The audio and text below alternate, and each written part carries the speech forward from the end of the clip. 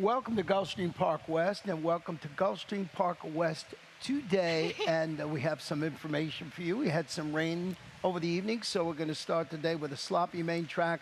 All races today have been taken off the turf. Taken off the turf, so we do have some scratches this afternoon, and we'll keep you apprised of those throughout the afternoon. Of course, after this, Pete Aiello will come on with the scratches and changes, but don't worry, we went back to the drawing board and tried to figure everything out. We got it all figured out for the off-track this afternoon, and with that said, just because there's an off-track doesn't mean we have some great wagering opportunities for you, and we started off each and every day with our first of two pick fives, this one in race number one, and you will have a ticket in just a couple of moments. I will. 50-cent early pick five starts in the first, as you said. And we do have a carryover in the Rainbow Six, just shy of $37,000 this afternoon. 20-cent Rainbow Six as well.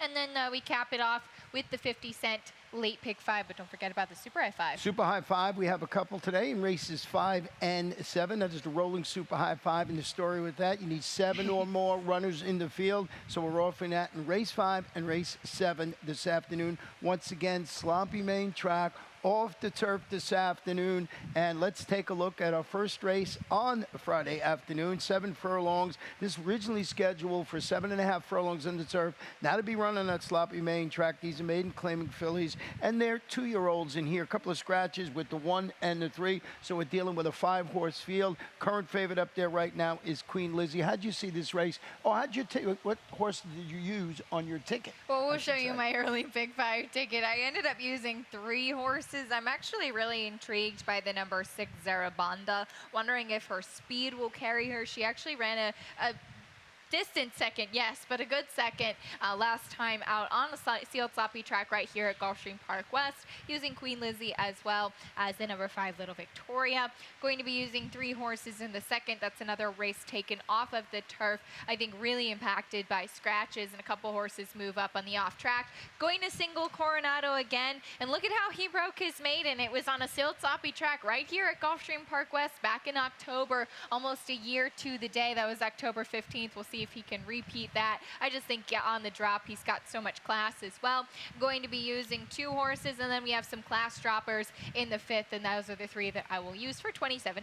Very nice ticket, $27, and we're just about in agreement. I'm not so sure about that single, and now you went too deep on my ticket, but that's okay. So let's start it off in here with the horse that you had the interest in. We'll go with the number 6, and that's Zarabanda.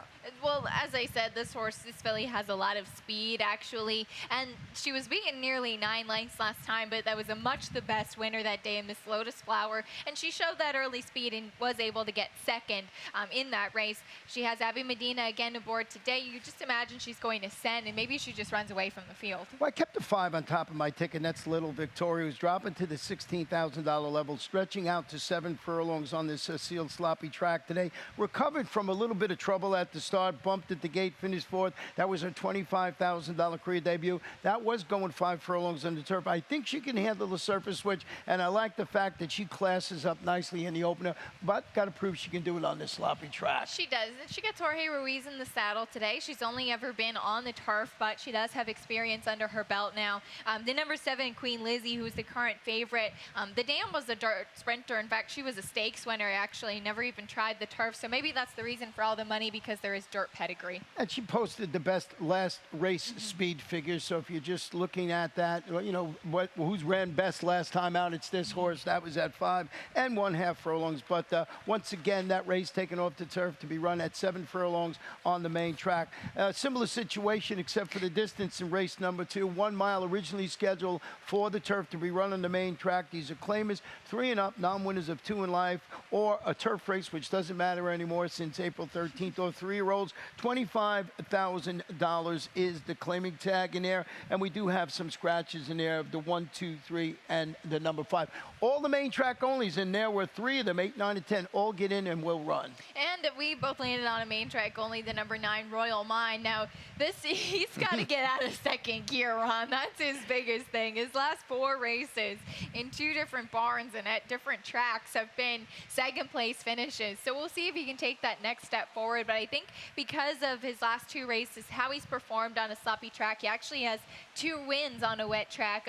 prior in his race career, won at Parks back in January, which was the site of his last victory. We'll see if Peter Walder and Tyler Gaffalione can wake him up. Yeah, really good at a mile. You know, you mentioned second gear right now, but if you go back and look at this horse's record at a mile, 2 starts, 2 wins, 2 seconds, and 2 thirds. So 6 for 11 in the money. Now, I kept the 7 horse on my ticket. That is Taylor Fancy, listed at a gelding, dropping to the $25,000 level. First start since being claimed by Bobby DeBona when dueling for leading fading. That was finishing 7th. It was a $40,000 maiden race on the turf up at Belmont. This horse has never been on an off track and has only tried the dirt one other time. But I'm thinking the drop, they want to keep this horse in. I don't know if it's for a sale sign or they want to get a race under him, but I just had to keep him on the ticket because I respect the connections. I would have liked to use more horses in this leg of the early pick 5 as well, because I just really didn't know what to do with this horse. I think maybe it is a case of wanting to get a race under his belt, since off of the layoff, even though it's taken off of the turf today, they decide to keep him in. He is a gelding now. And I was curious, Bobby DeBona, first off the claim with a 61 to 180 day layoff. It's just not something he really does. 0 for 5 in the last year, just not something that he does often. But he does have Edgar Zayas. This horse has been working well on the Gulfstream Park main track, and he certainly does have back last. I mean, if you look back to February, right here at Gulfstream, though it was on the turf, he was a very good second behind American Patriot. So we'll see if his class helps him. Yeah, and I just think they're keeping this horse in. They think it's going to run well. That was my thought process in there. When both used the number 10 lunch break on a ticket, who's stretching out around 2 turns, certainly showed a fondness for the local surroundings, and that off track just drew away from beat those 12-5 2 lifetime claimers. It was a big price, won by 2 lengths last time at Gulfstream Park West on the slop. I also had interest in the number 6 Warren's Joe T, who I wasn't crazy about on the turf for Elizabeth Doubles, but I think do prefer on the dirt, as this one certainly does have dirt and synthetic form. That was my long shot today on the turf, so just so you know, but it was for the turf. I always pick a long shot each and every day, and that was actually my long shot, so I added it on my ticket a little further down, but I like that horse to spring an upset on the turf, but we'll wait for another day with that and flip the page and go to race number 3. These are 6 furlong claimers, 3 and up, non-winners of 2 races in life for 3-year-olds. They run from $50,000 down to $40,000. Pretty nice racing there. I remember your single when you showed your ticket was the 4 Coronado again. We'll show the race in the Groomstick, 2 starts back for Coronado again. He's got a lot of speed, I know that, but I think that this race shows, back on September 3rd, he was the number 2 that day, shows how he was so game holding on, and he ran huge. He didn't really show up or be able to maintain that speed going 7 furlongs in the Alabama Jacks last time, though. He gets a drop and he's in for the tag today, so maybe that's the biggest red flag with him in here. But if we just freeze right there, on the outside is Splash Rules, a horse that's just been in incredible form lately. Here in the blue blinkers is Coronado again on the inside, as we just let it go down to the wire now. I think that this one is, he's just in good form, and I'm hoping that he can maintain that speed in here.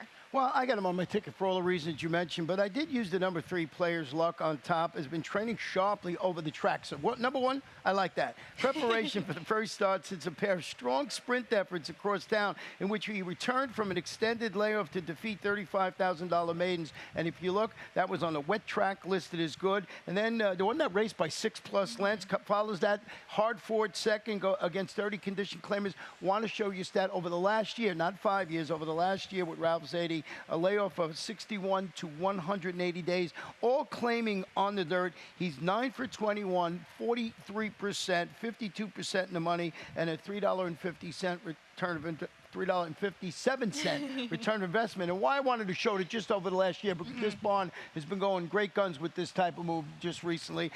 But I got to have Coronado again on my ticket, too. It's certainly a good stat to have. Now, he did regress last time as far as buyer speed figures as well. It was such a big win off such a lengthy layoff. So I proceeded with a little bit of caution with this horse. I did think that the number 1 Francesco Appeal has been solid, too, and I like him back on the dirt. The problem with all 3 of these horses is that they are speedy types, so we'll see if maybe the number 6 Spin Talk might be the one closing in here. That's the biggest question with this race. Previous winner here returned from the layoff for Ralph Nick, so right away that's good. Ideal stalking style, needed to capitalize on, which should be a pretty hot pace, as you mentioned. And who's in the saddle? Tyler Gaffalione. That certainly adds to the appeal. Had a really nice win yesterday at Keeneland for That's right. Christophe Clement. That's right. Nice horse there. And we're going to take a short break. I know that because the Rainbow Six starts in race number 4. We'll be right back. At ExpressBet, we celebrate the champions that make horse racing great. That's why we provide more ways to bet from more places than ever. We've built an entire family of brands to give players more of the rewards they deserve, give bettors the information they need to win, and provide a community for horse bettors. Because the best way to support the champions of horse racing is to champion horse racing. ExpressBet. We are racing. I'm Javier Castellano. I am Joel Rosario. I'm John Velasquez. For the first time ever, the Clásico del Caribe will be at Gulfstream Park. Entertainment, special events, and the best horses from Latin America and the Caribbean. Right here in South Florida. Right here in South Florida. It's a thriller, it's a popular, it's an international, the Clásico del Caribe. It's coming to Gulfstream Park. The Clásico del Caribe is coming to Gulfstream Park on December 9th. I'll be there. Will you? Welcome back to Gulfstream Park West and Gulfstream Park West today. Acacia Enron. Gulfstream Park West. Find it hard to say that. I'm so used to saying Gulfstream. It's a tongue twister, but Gulfstream Park West is where we're at. And if you're just joining us, sloppy main track. All races today have been taken off the turf. And this 4th race, 7 furlongs, originally scheduled for 7.5. These maiden claim is 3 and up, $10,000. Scratch the 1, the 5, and the number 7. And this is where our Rainbow Six starts today. So we'll go to my ticket, and you see I went too deep in here with the 2-4. And you see the 5th race, a couple of horses. In the 6th race, I thought it was wide open, so I used 4 runners in there. $38.40 for me. Could not find a single at all today. I thought the later part of the card was very tough, especially with the races taken off of the turf and just even this first race of the sequence. I had the same 2 horses on top that you did, and I just thought this is a wide open affair. Really, anything could happen. Well, I know Daddy's Teller is where I started dropping to the 10 level after responding to the surface switch last time out. He ran 3rd, but that was on the Gulfstream turf course. It was listed as good. Has Jorge Ruiz going to go back to the main track today? So I just thought after the trouble his horse had last time, I put him on top of the ticket. And we'll show that race and just highlight some of the trouble that he did have. There was just lots of commotion early on in this race. He was the number 4. He's along the rail, and he ends up being pushed wide in the first turn. This is what we're looking at, and you can see that the number 3 horse in front of him drifts out. He's forced to go towards the outside, then has to check very sharply right here. You see his momentum just totally cut off, and then he kind of makes an early move trying to make up for some of that lost momentum, drifting in the stretch a little bit, but the number 1 horse was Grand Chief, who just came flying and ended up getting the win. So you could see just a little bit all over the place as far as this race goes. So it was a trouble trip. He had a race on the sealed sloppy track 2 starts back. That was the first off of a roughly 10-month layoff, so I'll give him a pass today. Yeah, and I thought he was, of the horses that stayed in the race, he was the logical choice now. But I also, like you did, used the number 2 Skimbo, who's turning back to 7 furlongs on the dirt today. After that, promising 12-5 career debut in which he bumped at the start. Duel for lead, he finished 3rd. That was going a mile on the grass, but not bad. Maybe he can translate that performance to the sloppy track this afternoon. And certainly could be. The dam actually was a 3-time dirt winner, so there is some pedigree there on the bottom side. She was stakes placed as well, and we'll see if just a 12-day turnaround, we'll see if second time out can make some damage. Yeah, and we both threw the 8 pair tie, entered for the main track, 2 for 3 in the money on wet tracks, albeit 3rd place finishes. Maybe that's the way you go in race number 4. Now, race number 5 this afternoon is a 6 furlong maiden claiming event for 2-year-olds. They're going to run for a $50,000 tag. This is a really interesting and nice race, and this is where our late pick 5 starts, and we're going to look at Acacia's ticket. It is. Well, I mentioned this in the early pick 5 because this was the cash out. You have some drop downs from maiden special weight to maiden claiming in this race. I'll use 3 horses to start things off, and I call them the mud lovers in the 6th race. You have Mr. French as well as Halfback off of the MTO list, who just seem to love a wet track, and those are the 2 that I'll use in here. Race number 7, I kind of wonder if it'll be just the ideal conditions for Smiling Mason, who's had 2 races already on a sealed sloppy track. Either that or Armando de la Cerda is wondering what kind of luck that they ended up with a sloppy track again, but using a couple in there. Race 8 going to be using 2, and I would use some coverage in the 9th race. I think that that's kind of an anything can happen race with turf meant 2-year-olds, but I'll use 3 for $36.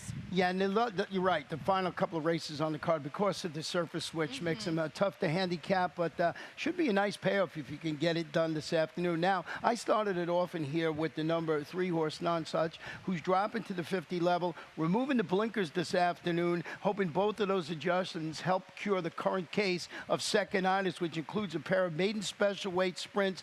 Was the public choice, and both of those dropping down. They're looking for that spot. Maybe the drop down, maybe the blinkers off, maybe start number 6. Everything's just going to come together for Nonsuch. He has just burned quite a bit of money, and I thought there were performances where he just should have won and didn't. So that's why I used him second. I certainly would not leave him off if you're playing those multi-race wagers. I did land on the number 4, SCOTUS Care. The Dam's only win did come at 2. She was precocious. This is a gelding by Cantharo, so I love the pedigree, obviously. And he actually debuted back in August on a racetrack that was labeled good. There was some moisture in the track. He showed some speed, and he actually ran a very good third behind Cowboy Bob. So, and it was behind Nonsuch as well. I know that, but I'm just thinking maybe he's the one that's on the upswing. Let's show you a stat to try and prove that from Dave Browdy over the last 5 years, with horses going from maiden special weight to maiden claiming 2-year-olds on the dirt. He's really solid. You pointed this out to me yesterday. 6 for 15, 40%, 47% in the money, and a positive return of investment of $3.78. So that is a number that sort of jumps off the page at you. It does. I really like that stat a lot, and that was kind of something that pushed this horse over the edge for me. As far as the number 7, Jalen Hurts, I know this is a horse we've all kind of been chasing a little bit. I've mentioned this too. Ivaldo Santana's been having a very good Gulfstream Park West meet. Jalen Hurts is now a gelding. He's going to turn back in distance and take a drop in class for Biancone. Quickly, I'll mention the 5, Cotton 2, is stepping up to this level and stretching out to 3/4 of a mile. At the closing to be third, it was his 5 furlong debut at the 35 level. I was looking at trainer Larry Bates. He has a monster $6.62 return of investment with maidens making their second start. Maybe a little bit of an upset here with you going on. You'd use it on your trifecta or superfecta ticket. So I think the logical 2 are the 3 and 4 or 4 and 3, whatever way you see that. We'll go to the 6th race this afternoon. 5 furlongs not on the turf this afternoon to be run on the main track. These are claimers 3 and up, non-winners of 2 in life or 3-year-olds. Bunch of scratches in here of the 4, 5, 7, and number 8. And you did keep Mr. French on top of your ticket. I did, and I admit I had been a little bit hesitant about him getting back on the turf in here because he does seem to love a sealed sloppy track. Last time he didn't really show up, but I like to see him. He's still Jaramillo in the saddle. He gets a slight class relief to the $20,000 level where he won by open lengths 2 starts back, going the 5 furlongs. I think the 5 versus the 7 furlongs is better for him too. Yeah, here's the story. It's a consistent 3-race campaign. All of those on sloppy tracks. He won going a mile on July 13 when he was claimed by Eddie Broom. Then he wins going 5 furlongs at this level and distance on August 10th. And it was a 4th when he tried 30 condition claimers last time out. Only 3-time winner in the field. You mentioned the connections here. I think Mr. French probably benefited the most with the move to the main track. Certainly did. And then we have on the MGO list the number 9 Halfback, who won very impressively by 6 3/4 lengths last time out. That was in the Gulfstream Park West sealed sloppy track, going 5 furlongs. That was how he broke his maiden, and so he's stepping up to face winners for the first time. So Mr. French's resume kind of gave him the edge for me. And we both threw the 2 triumphant joys. Was previous winner on a wet track a little further back, so he can sit behind at speed. That's what I liked about this horse this afternoon. Let's go to race number 7, 6 furlongs, maiden claiming 2-year-olds, $25,000. Do have a scratch in here of number 2, Peace Accord. And you mentioned Smiling Mason. Is this the setup this horse needs to get the job done? Maybe it is. Well, that's what I said. They're either doing a rain dance or just very disappointed today because the 2 races so far for this colt have been on a sealed sloppy track. So 3rd race, sealed sloppy track for this son of Maltese dog.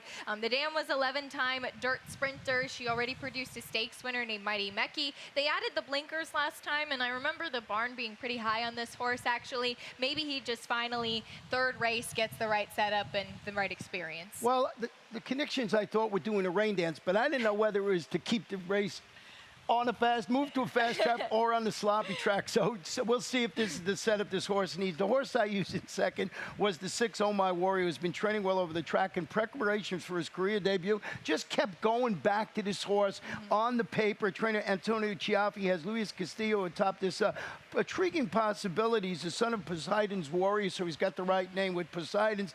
Gets a really solid mud number of 4.9, and I don't know why, just a workout pattern. When I was looking at this the form, I just kept going back to this horse, so I threw him on my ticket, see if he could run first time out. One of the good things about it, I think, is that he's based right here at Gulfstream Park West, and you're right, you look at the work tab, and we've kind of seen horses that have that home court advantage, if you will, just training right here at Gulfstream Park West. I was intrigued by the 7 PK's Fast Fact. Ran on a race taken off of the turf last time out, and actually ran pretty well at the maiden $20,000 level. Well beaten, but it was a runaway winner that day. And the turf race prior to that, I really thought he took the worst of it in the stretch when Motatan got disqualified. He really got bumped very hard. So, and then he ran into runaway winner World of Trouble in his debut. So we'll see if he can actually get a little bit closer today. And I'm thinking your reasoning was the same as mine with the one Amber Soldier. Yep. If you look down, it's Kathleen O'Connell's second start. Give this horse a second look. I would think so too. And you get Edgar Zayas up. Well, the 8th race this afternoon, originally scheduled for the grass, as we've been mentioning throughout. 5 furlongs on the main track today. Claimers, fillies, and mares 3 and up. Non-winners of 2 races in life, $8,000. Scratchbird was strong in here, 2, 3, 5, and number 7. So we're dealing with a 4-horse field after the scratches. And I just thought the outside horse was the horse to beat after the scratches. Really does look to be that way. Dreaming of Aka, she really does seem to like a wet track. She broke her maiden on a sealed sloppy track across town at Gulfstream. And back in August, there was a race taken off of the turf, and she was only beaten a neck to be second that day on a sealed sloppy track as well. Has Tyler Gaffleone in the saddle, especially with the scratches, just looks like the one to beat. Let me think here. I think the 6 Fallen Leaf is going to go to the lead. I think so. I think that this horse is going to go to the lead. I know it's our cameraman Dennis' favorite horse, Fallen Leaf. He's going to go to the lead. Famous. He keeps a straight course. Maybe this one steals it on the front end, but I'm in agreement with you with the number 8, Dreamy of Aka, and the number 1, Don't Believe Watch, a previous winner on an off track. Breaks from the rail, looking to sit that second flight trip behind Fallen Leaf. So we'll see how this race pans out. And by this time of the afternoon, you'll know how the track is playing. If it's tilted towards speed, Fallen Leaf, you give another extra look to. You know she's going to go. Well, let's go to our final race on the Friday card. It is race number 9. Once again, move to the main track, 5 furlongs. These are maiden claimers, 2-year-olds, $20,000. And we do have some scratches in here of the 4, 5, 6, and the number 10. And as we mentioned at the top of the show, once we're done here, track announcer Pete Aiello will update you on all the scratches and conditions that we have here at Gulfstream Park West. You went with the number 7, Bull Aurora, on top of your ticket, who's dropping down today. I did, and this one actually debuted on the dirt and maiden special weight. Didn't really run a step that day. Diamond Dupes was much the best that afternoon and tried the turf. That one wasn't really good either. So he takes the significant drop in class to the $20,000 level, which I think is probably needed. And I was curious, I looked up stats on Ralph Nix with 2-year-olds in off the turf races with keeping these horses in. And he's 4 for 13 for 31% over the past 5 years, which is really good. 54% of the time in the money and an even ROI. So when he decides to keep those 2-year-olds in when those races are taken off the turf, they do well, and it's for good reason. So I'm just hoping that this one, with the significant class drop, the dam never did try the turf.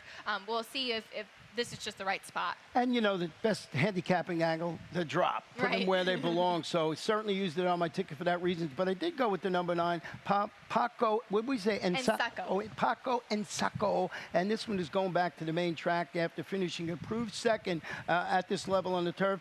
But I think this horse is spotted perfectly for the $20,000 tag. I know there's some guesswork involved in here, but I just thought before it was overmatched, they put it down where it could run well, and it did run well, albeit on the turf. So that was my theory with the number 9 in here, to use it on my ticket on top when I single it. No, but I think a horse that you have to use. I think so too, and you like that Edgar Zayas stays aboard. I think the class drop, the significant class drop last time, really did help. He was very much overmatched in the special weight competition competition in his debut race. He did just seem to be well spotted last time out. And again, it was a good second, though. It was on the turf. He has some dirt experience as well. I was intrigued by the number 1, El Guerrero Azteca. We're practicing up on our Spanish as we get ready for Clásico del Caribe, right? Just a little while That's down the right. road. You got to practice rolling your R's. El Guerrero Azteca. I like it. But this one actually ran very well on a sealed sloppy track right here at Gulfstream Park West last time. You know what? I'm handicapping this race a little earlier on. Yeah. I'm doing it. I got the 9, and of course the 7. For all the reason I kept going back to this Me one too. horse. I Me think too. this might be the right horse in the last race. He finished second. The race moved from 7.5 furlongs on that turf to the main track, a sloppy track that day. This horse, I think, might even end up being favored in that particular race. So lots of fun to go on today. You got to do your handicapping because we're dealing with a sloppy main track, at least to start today. And all races today have been taken off the turf. That's right. Good luck this afternoon. Thanks for joining us at Gulfstream Park West.